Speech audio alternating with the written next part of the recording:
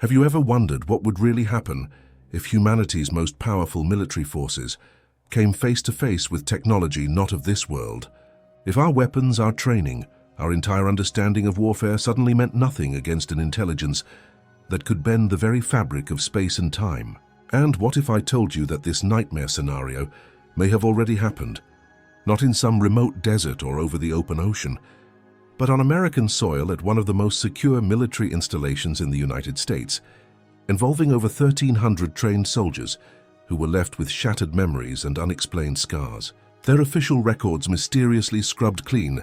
as if the entire event never occurred. For more than 7 decades, military personnel around the globe have reported encounters with unidentified aerial phenomena that defy every known law of physics. From the USS Nimitz Tic Tac incident, where fighter pilots watched in disbelief as white oblong objects accelerated from a dead stop to speeds exceeding anything humanity has ever built, all while their every movement was tracked on naval radar and captured on infrared targeting systems, to the USS Roosevelt gimbal videos, where experienced aviators recorded objects rotating in mid-flight without any visible means of propulsion. These encounters share a disturbing pattern that researchers have documented for generations. These phenomena are not random. They are deliberate, and they consistently appear near humanity's most sensitive military installations, our nuclear missile silos, our aircraft carriers, our training facilities, places where we house the weapons and warriors we believe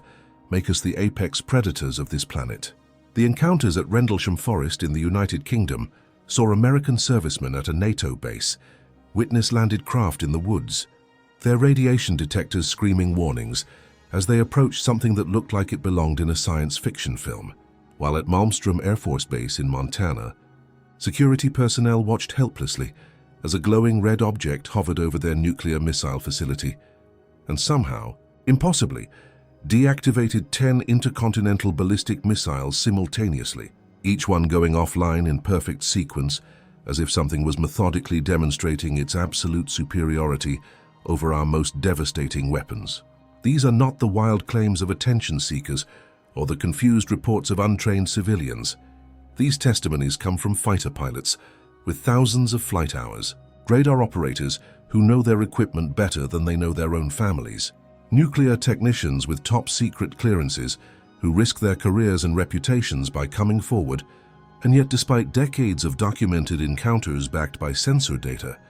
gun camera footage and multiple trained observers, the official position remains one of dismissal and denial, which brings us to a place that has become central to one of the most explosive and terrifying alleged encounters in modern UFO history. A facility that has trained American warriors for over a century, a place where something may have happened that was so shocking, so paradigm-shattering, that it required an immediate and total cover-up, involving the memory suppression of over 1,000 witnesses. Fort Benning sits along the border between Georgia and Alabama, like a monument to American military power. Its history stretching back to 1918, when it was established to train infantry soldiers for the First World War, and over the following decades, it evolved into something far more significant than just another army post, becoming home to the infantry school where tactics are developed and refined, hosting the elite 75th Ranger Regiment, whose members are among the deadliest warriors on Earth, and providing a permanent or temporary home to over 120,000 active duty soldiers, civilian contractors and military families who live and work within its secure perimeter. But if you dig into the history of the region surrounding Fort Benning, if you start pulling at the threads of declassified reports and faded newspaper clippings, you discover something that should make anyone pause. This particular stretch of the American South has been a hotspot for unexplained aerial phenomena since the military facility was constructed, almost as if its presence attracted unwanted attention from something watching from above. Between 1949 and 1952, the town of Valdosta, Georgia, less than 100 miles from Fort Benning's gates, was plagued by sightings of bright lights and reddish objects that would hover over residential neighborhoods and military-adjacent airspace.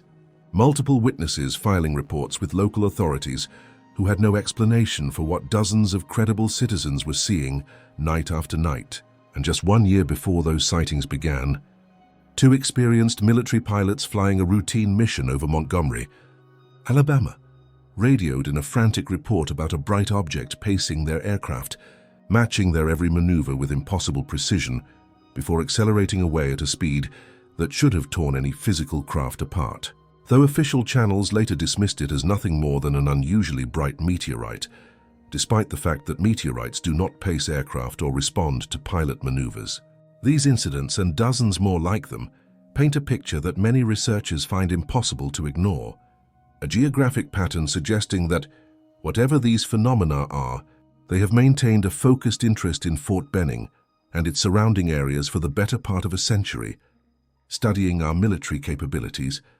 observing our training exercises, perhaps even testing our responses to their presence. And if the accounts of 2 American soldiers are to be believed, that interest erupted into something far more direct and terrifying on the 2nd of September 1977, when the United States military may have engaged in actual combat with extraterrestrial forces and lost. In the early 1990s, a man named John Vasquez appeared at the International UFO Conference in Laughlin, Nevada, not as a speaker or researcher, but as someone desperately seeking answers to a problem that had been destroying his life for over a decade, and he found himself surrounded by ufologists, experiencers, and investigators who recognized something in his fragmented story that demanded further attention, particularly catching the interest of author Graham Birdsall, who would spend years helping him piece together what may be one of the most significant suppressed encounters in modern history.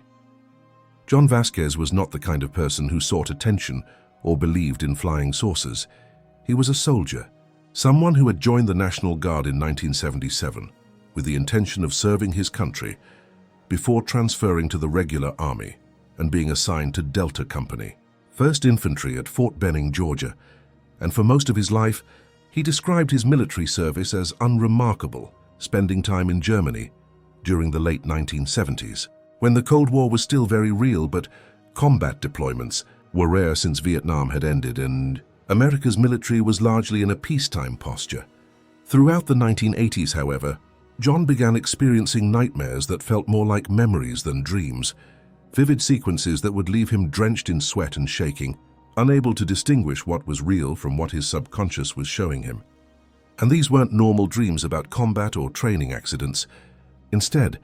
they featured what he could only describe as crazy faces, non-human entities with features that made his skin crawl, and even stranger, he would see himself and his fellow soldiers standing in perfect military formation, but somehow simultaneously asleep on their feet, as if their bodies were present, but their consciousness had been switched off. After years of these escalating nightmares affecting his relationships, his work, and his mental health, John finally consulted a psychiatrist who recommended regression therapy and hypnosis sessions to uncover what traumatic memory might be buried in his subconscious. And what emerged during those sessions was so fantastic, so impossible, that John himself struggled to believe it, even as the details poured out of him with a consistency and specificity that suggested these were not fantasies, but recovered memories of actual events. Under hypnosis, John Vasquez described being part of a mass abduction event involving approximately 1,300 United States Army soldiers, all members of the 1st Battalion, 15th Infantry Regiment at Fort Benning, Georgia, in September of 1977, and though the story sounded like science fiction, Graham Birdsall was intrigued enough to conduct extensive interviews, cross-reference John's therapy notes, and eventually construct a detailed timeline of what allegedly occurred that September evening when the sun was setting over one of America's most important military installations. At approximately 7:30 in the evening on September 2nd, 1977, new recruits from the 1st Battalion were ordered to assemble for an evening parade, a standard military ceremony where 4 companies, Alpha, Bravo, Charlie, and Delta, would stand in formation totaling roughly 1,300 men, while their commanding officers formally welcomed them to Fort Benning and outlined the intensive infantry training that would define the coming weeks. John Vasquez stood near the back of Delta Company's formation, just another face among hundreds of young soldiers, most of them fresh out of basic training and eager to prove themselves. And as they waited in the humid Georgia evening for the ceremony to begin, one of the soldiers standing near John pointed skyward and asked if anyone else was seeing the light moving across the stars. and when John looked up, he saw what appeared to be a interrupted mid-word, and even more disturbing were the soldiers who hadn't run or collapsed, but instead stood with their eyes unnaturally wide and bulging, their jaws hanging slack in expressions that looked more like death masks than living faces, as if they were staring directly at something that had shut down every higher function of their brains. The group of hidden soldiers began arguing in frantic whispers about what was happening, theories ranging from chemical weapons testing to a Soviet attack to mass hallucination induced by something in their food. But before they could reach any conclusion, one of the company's sergeants emerged from a nearby building, and unlike everyone else, he appeared completely unaffected by whatever was happening, and true to form. The sergeant immediately began screaming at the soldiers to get back into formation, his voice carrying that unique combination of authority and rage that only military non-commissioned officers seem capable of producing, demanding order in the face of incomprehensible chaos. The sergeant's tirade was cut short when something small and glowing descended from one of the buildings, moving with purpose and intelligence, and before anyone could shout a warning, the orb-like object struck the sergeant and he collapsed like someone had cut his strings, hitting the ground in a heap and lying motionless, while the glowing sphere moved on to other targets. And that's when John and the others realized that whatever was happening, it was intelligent, it was deliberate, and it was systematically neutralizing anyone who wasn't already under its control. For several minutes that felt like hours. The soldiers hiding beneath the building watched their brothers in arms stumble and collide with each other like drunk or drugged, some calling out for help, while others remained silent and frozen, and then the light returned. Only this time it didn't stay confined to a single source, but instead seemed to expand and grow until it enveloped everything. The entire parade ground, the buildings, the tree line, all of it bathed in a white illumination so bright and all-encompassing that John could barely distinguish the outlines of the structures around him, let alone individual people. That's when John Vasquez heard the voice for the first time, and he later stressed that he wasn't hearing it with his ears the way you hear normal speech, but rather directly in his mind, as if someone was placing thoughts inside his head that weren't his own. And the voice was metallic and strange, but somehow also reassuring. And it spoke in clear, simple English, telling him that everything was okay, that he shouldn't be afraid, that he needed to come out from his hiding place. Despite every survival instinct screaming at him to stay hidden, John found himself compelled to comply, crawling out from beneath the building and standing in the open where the light was so intense he could barely keep his eyes open. And he could just make out shadowy figures moving around in the glow, shapes that were too small to be human, and moved with a fluidity that seemed wrong somehow, as if they weren't quite bound by the same physical laws that governed human movement. And then something struck him, first a sharp impact on his shoulder, then another between his shoulder blades, and the world went dark for the second time. When consciousness returned, John found himself being lifted, not by hands or any physical means he could identify, but simply rising through the air as if gravity had decided to release its hold on him, and his entire body was tingling with a sensation that wasn't quite painful, but definitely wasn't pleasant, similar to the pins and needles feeling when a limb falls asleep, but covering every inch of his skin. And despite his terror, the voice was still there in his head, commanding him to keep his eyes shut,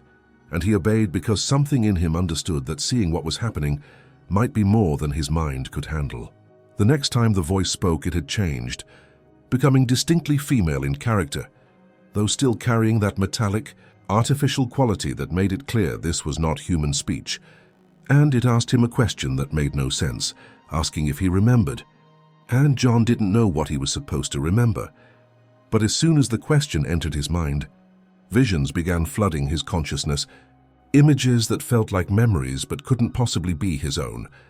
He saw himself lying on a cold, smooth surface that might have been metal or something else entirely, surrounded by rows of other men, all of them from his battalion based on their uniforms, and all of them appeared to be unconscious or paralyzed, their eyes closed and their breathing shallow, arranged in perfect lines as if they were products on an assembly line. And John could see figures moving between the rows, beings that were roughly humanoid in shape but clearly not human, their proportions wrong, their movements too smooth and deliberate, and they appeared to be conducting examinations or procedures on the motionless soldiers. Another voice entered his head, similar to the first but somehow different, and this one told him simply to sleep. And John felt his consciousness starting to fade again, but before it did completely, the visions continued, becoming darker and more disturbing. And he saw Earth from space, the blue and white sphere that countless astronauts have photographed, except in his vision the planet was being destroyed, massive explosions erupting across its surface and atmosphere. And then the image shifted to show a human face, pasty white and expressionless, and as he watched in horror, the face began melting like hot wax, the features running and dripping until they were completely unrecognizable. And then everything went black. The next thing John Vasquez knew, he was back in formation on the parade ground, surrounded by all 1,300 of his fellow soldiers, as if nothing had happened. But even in his disoriented state, he could tell that things were very wrong, starting with the fact that he was standing next to completely different soldiers than he had been before the incident. His position in the formation had somehow changed, and looking around, he could see men swaying on their feet as if they were dizzy or drunk, some of them looking confused, others appearing on the verge of collapse, and at least a few soldiers suddenly doubling over and vomiting onto the ground, while their comrades seemed too dazed to react. The company captain stood at the podium looking just as confused as everyone else, and after a long moment of uncertain silence, he simply dismissed the formation without delivering the speech he'd been preparing, as if he couldn't remember why he'd called everyone together in the first place. And the soldiers broke ranks and began shuffling back toward their barracks in small groups, most of them walking in silence because there was something wrong with all of them, but none of them could articulate what it was. Back in the barracks, John began preparing for bed on autopilot, his mind foggy and his body aching as if he'd just completed an intense physical training session. And as he removed his uniform, he noticed details that didn't make sense. His shirt was half unbuttoned in a haphazard way that he would never have done himself. His trousers were unfastened, and his boots were laced incorrectly with the pattern completely wrong. And when he looked inside his trousers, he found a strange, sticky substance that was glue-like in consistency, but didn't match anything he recognized. John wasn't feeling well at all. A bone-deep exhaustion combined with muscle soreness and a headache that felt like someone had driven a spike through his temples. And as he sat on his bunk in his sleeping clothes, he noticed that many of his fellow soldiers were in similar states, some sitting and staring blankly at the walls, others lying down but clearly not sleeping, their eyes open and unfocused. And in the corner of the barracks, he saw a small group of men gathered around comparing their watches, and even in his exhausted state, John could hear their confused discussion about the times displayed. One soldier pointed out that his watch showed 7:40 in the evening, which would make sense given that the parade had been scheduled for 7:30, but another man's watch read 3:30 in the morning, indicating that nearly 8 hours had somehow passed. And when John glanced down at his own wrist, he saw that his watch showed 4:45 in the morning, and none of them could explain the discrepancy or the fact that they all felt like they'd lost substantial chunks of time. But they were also mentally and physically drained that nobody had the energy to argue about it or demand answers from their superiors. In the days that followed, John Vasquez tried to continue with his training as if everything was normal, but he couldn't shake the feeling that something terrible had happened, something his conscious mind couldn't access. And a few weeks after the parade ground incident, he checked himself into the army hospital, complaining of severe muscle spasms and unexplained pain, and he was treated with physical therapy and rest, but the medical staff couldn't identify any specific injury or condition that would explain his symptoms. And not long after his hospital stay, he received orders transferring him to Germany, where he would spend the rest of his tour. For more than a decade, John Vasquez had no conscious memory of the events of September 2nd, 1977. The entire incident had been completely erased from his mind as if it had never happened. And his life continued with a normal military career, followed by transition to civilian life. But throughout the 1980s, the nightmares began. Terrible, vivid dreams featuring non-human faces and glowing lights and hundreds of soldiers, standing unconscious in formation. And these dreams felt different from normal nightmares. They felt like memories trying to force their way back to the surface. And eventually, they drove him to seek psychiatric help, which led to the regression therapy and hypnosis sessions that would finally unlock what his mind had been hiding from him for so long. After beginning to recover his memories through therapy, John started submitting Freedom of Information Act requests to various government agencies, asking for any records related to Fort Benning in September of 1977, looking for evidence that might corroborate or explain what he was remembering. And over the years, he claimed to have discovered multiple documents referring to soldiers falling ill around the time of his alleged abduction, with the official explanation being a measles outbreak that affected numerous personnel at the installation. And he even found articles published in local newspapers discussing the health crisis. But when he tried to find corresponding Army medical records that should have documented such an outbreak, he found nothing, as if the records had been deliberately removed or had never existed in the first place. John Vasquez's story might have remained an isolated case, interesting to UFO researchers but ultimately unverifiable, except that in 2011, something extraordinary happened when another soldier came forward with his own account of that September night. A man who claimed to have not only witnessed the event, but to have actually fought back against the extraterrestrial intruders in a desperate battle that left multiple soldiers wounded, and at least 2 alien craft shot down and recovered by military personnel. In 1977, Command Sergeant Major James Norton held a senior leadership position at Fort Benning, and on the night of September 2nd, he was present at a training exercise on one of the base's firing ranges, and his battalion was conducting a live-fire demonstration for a visiting high-ranking official, the Secretary of Defense, who was touring the facility as part of a broader inspection of military readiness, and everything was proceeding according to plan until soldiers began pointing at the sky, and Norton looked up to see 3 glowing orbs moving in formation at high altitude, performing maneuvers that no conventional aircraft could execute. The orbs appeared to be observing the military exercises, maintaining a consistent distance while the soldiers continued their demonstration. And Norton's first thought was that these might be some kind of experimental drones or surveillance platforms. But before he could radio for clarification, one of the troops spotted 3 more orbs, and these were much lower, skimming just above the tree line at the edge of the firing range. And that's when the situation deteriorated from unusual to catastrophic. The 3 low-altitude orbs suddenly accelerated and buzzed directly over the firing range at tremendous speed, passing just meters above the soldiers' heads. And whether they perceived the armed troops as a threat or had some other motivation, the orbs began attacking, firing beams and launching smaller spheres of light at the men below. And Norton watched in horror as soldiers were struck by these weapons, some falling immediately with visible burns and injuries, while others scattered seeking cover. And in the parking area beyond the range, he saw one of the base's helicopters suddenly explode in a ball of flame as one of the beams struck it. And the realization hit him like a physical blow. The United States military was under attack by something with technology far beyond anything humanity possessed. Norton's training took over immediately, and as a senior non-commissioned officer, his first priority was protecting the Secretary of Defense. So while other soldiers were running or taking cover, Norton moved toward the VIP area, where the Secretary and other senior leaders had been observing the demonstration. And as he ran, he drew his sidearm and began returning fire at the orbs, knowing that his 9mm rounds were almost certainly useless against whatever technology these craft employed,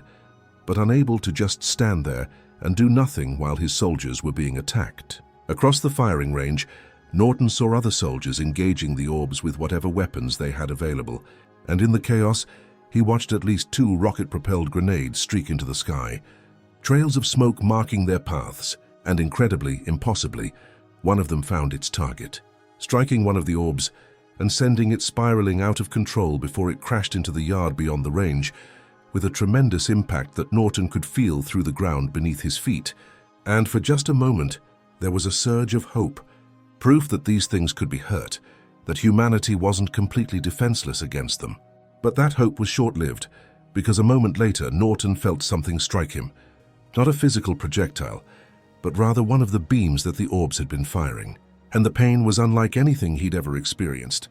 A searing heat that felt like it was burning through his uniform and into his flesh. And then his consciousness simply switched off, as if someone had flipped a circuit breaker in his brain. When Norton regained awareness, the battle was over. The orbs were gone, and the firing range was swarming with personnel. But these weren't the regular soldiers from his battalion. These were people he didn't recognize, many of them not wearing standard military uniforms, and they were moving with purpose and coordination, collecting debris, loading equipment, and most importantly, securing what appeared to be wreckage from at least 2 downed craft. And as Norton's vision cleared, and his mind struggled to make sense of what he was seeing, he realized these were cleanup crews, specialists brought in to erase any evidence of what had just occurred. Norton's memory of the hours and days following the battle becomes fragmented at this point, with much of it recovered only through later hypnosis sessions, similar to what John Vasquez underwent. But the images he recalled were vivid and specific, including detailed descriptions of at least 2 recovered alien craft, both of which he described as oblong and white in color, with no visible seams or propulsion systems, and he remembered seeing these objects being loaded onto unmarked aircraft at Lawson Army Airfield, adjacent to Fort Benning, presumably to be transported to some classified facility for analysis and reverse engineering. Norton also recalled being violently ill for at least 2 days following the incident, suffering from extremely high fever that required him to be immersed in ice baths multiple times per day to prevent organ damage. And he had severe burns on his body where the beam weapon had struck him,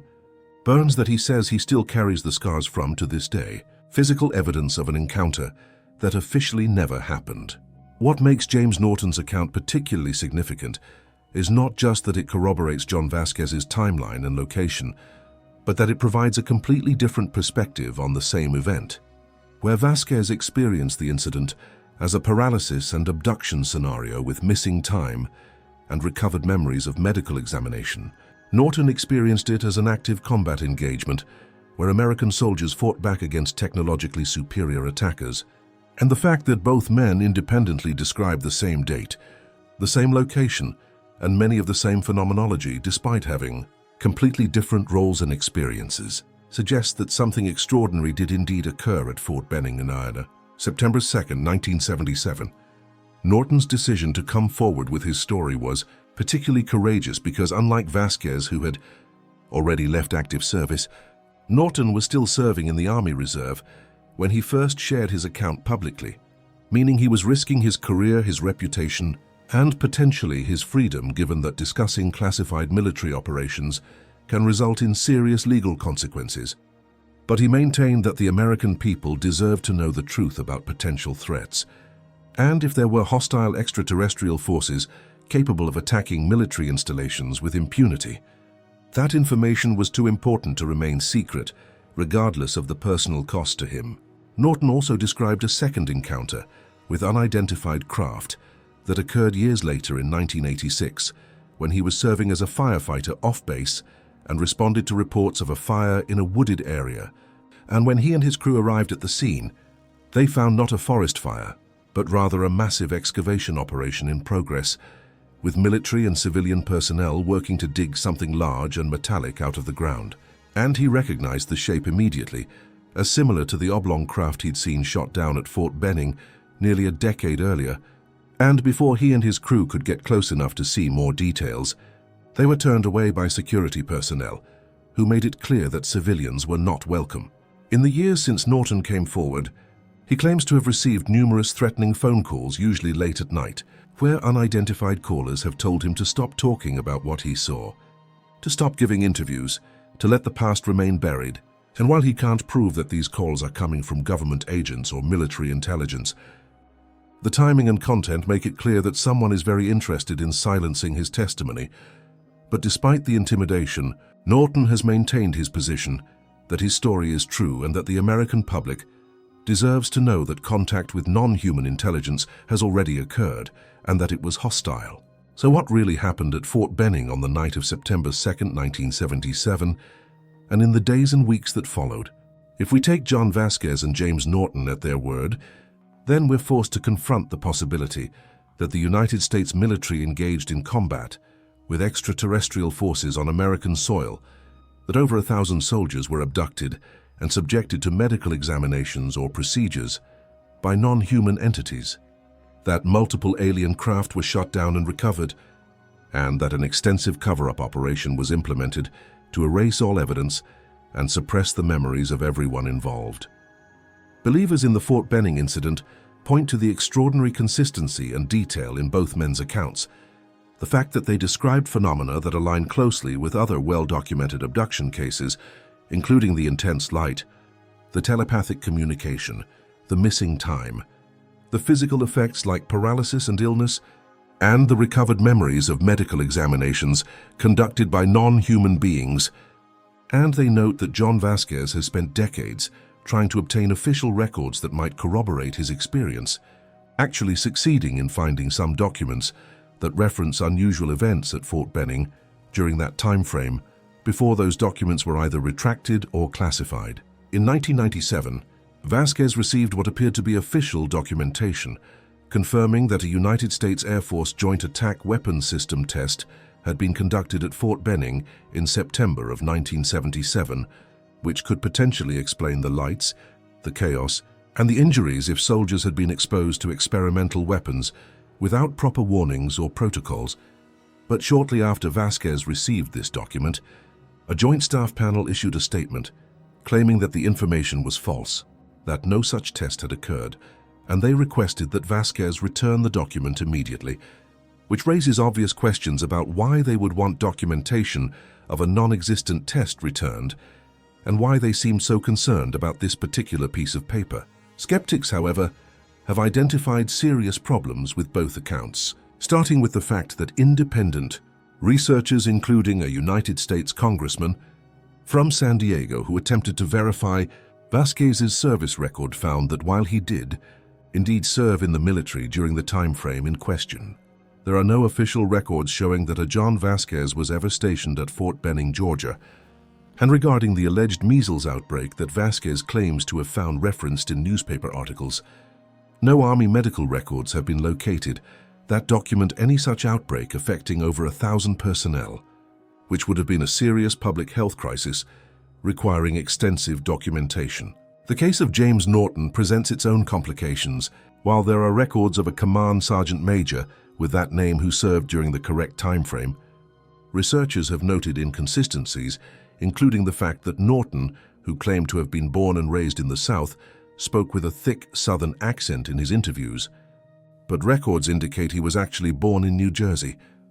which doesn't necessarily mean he couldn't have developed a Southern accent if he'd lived there long enough.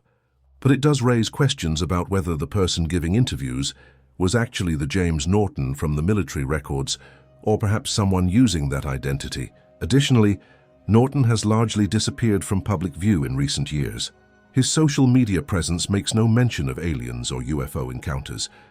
and attempts to contact him for follow-up interviews have been unsuccessful, leading some to speculate that either he was pressured into silence, or he's distanced himself from claims he now regrets making,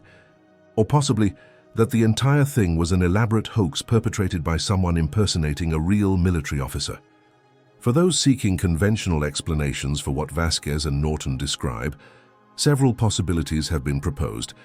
the most straightforward being that John Vasquez actually did contract measles, as some records suggest, and anyone who has suffered from a high-grade fever knows that temperatures reaching 40 degrees Celsius or higher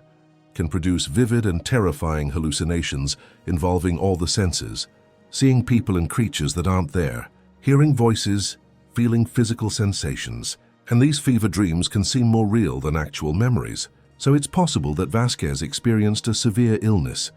and his memories of aliens and abduction are actually distorted recollections of his fever-induced delirium. Another explanation that has gained traction in certain research circles is that the Fort Benning incident may have been a classified military experiment involving drugs or psychological manipulation. The CIA's infamous MKUltra program is now well-documented historical fact, proving that the United States government conducted extensive and illegal experiments on both willing and unwilling subjects, including military personnel, dosing them with LSD and other powerful psychoactive substances to study mind control, interrogation resistance, and behavior modification. And while MKUltra was officially shut down in the 1970s, many researchers believe that similar programs continued under different names and classification levels. A large-scale administration of hallucinogenic drugs to over 1,000 soldiers during a military formation would certainly explain the bizarre phenomena that Vasquez describes, including people standing frozen in place, others running in terror, soldiers lying on the ground motionless, strange lights and sounds, the feeling of paralysis, the missing time, the subsequent illness, and the collective amnesia. And if the soldiers were then subjected to hypnotic suggestion or other memory suppression techniques, that would explain why the events remained hidden in their subconscious for so long before emerging as nightmares and recovered memories decades later. The fact that both Vasquez and Norton claim to have used hypnotic regression therapy to recover their memories is itself a significant red flag for many skeptics, because extensive research over the past several decades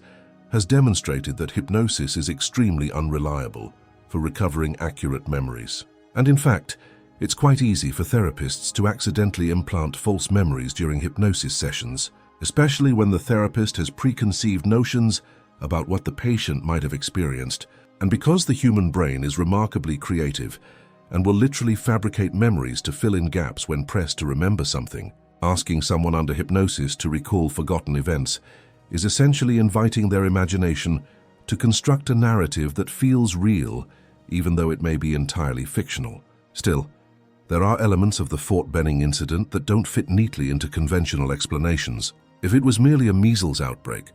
why are there no corresponding medical records for such a significant public health event involving over 1,000 military personnel? And if it was a classified military experiment, why would the government go to such extraordinary lengths to suppress information about an incident that occurred nearly half a century ago, when most of the relevant personnel would now be deceased or retired, and the technology involved would be completely obsolete? And perhaps most compellingly, if both Vasquez and Norton are either lying or delusional, why would they persist in their claims despite ridicule, investigation, and alleged intimidation, when there's no obvious financial or social benefit to continuing to tell a story that most people dismiss as fantasy? The Fort Benning incident exists in that frustrating space where the evidence is too substantial to completely dismiss, but too circumstantial to definitively prove. We have two witnesses whose accounts overlap in significant ways, despite claiming to have had no contact with each other before coming forward. We have fragmentary documentation that seems to support something unusual occurring at that location during that time frame. We have the established historical pattern of UFO activity near military installations, and particularly around Fort Benning, and we have the physical and psychological effects that both men claim to still experience decades after the alleged event. But we don't have the hard physical evidence that would be required to prove beyond reasonable doubt that extraterrestrial craft attacked a United States military installation, and that over 1,000 American soldiers were abducted and had their memories suppressed. What we're left with is a question that cuts to the heart of the entire UFO phenomenon. If the Fort Benning incident was completely fabricated by attention-seeking individuals or confused by people with false memories, why does it seem like there are forces actively working to prevent investigation and verification? Why are records missing or classified? Why were documents about weapons tests first confirmed, then immediately retracted? Why have witnesses reported intimidation and threats? And why does every attempt to dig deeper into what happened that September night run into walls of official denial and missing information, and perhaps the silence surrounding Fort Benning, the gaps in the records, the contradictions in the documentation, and the fate of the witnesses who dared to speak publicly? Perhaps those absences tell us more than any document.